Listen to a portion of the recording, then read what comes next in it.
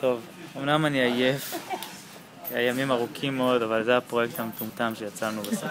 הוא נראה יפה האמת מפה. כן. כן, תציגי את כל החלקים.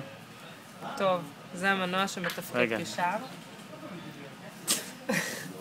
הבית עם החיישני אינפרה אדום בפנים. שימו לב להציצים. הערכה המגילה, MSP, והרמקול. זה. אוקיי. יאללה, תתחיל. עשי פריצה לבית. טוב, יצאתי מהבית, הפעלתי את ההזקה. עכשיו בא גנב. והוא רוצה להיכנס. אז הוא פותח את השער או לא פותח את השער? לא פותח. לא פותח את השער, הוא בא מסביב והוא נכנס הביתה.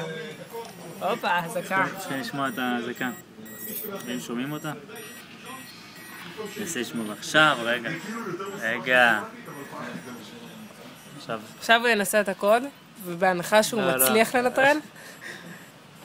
מהר מדי עשית. מהר מדי. הפלאפון שלך דפוק. ראש שלך דפוק. יפה, אז הגנב הצליח לפרוץ הבית, והוא גנב לנו את הכלב החמוד. אתה מפריע לנו באמצע הגנב.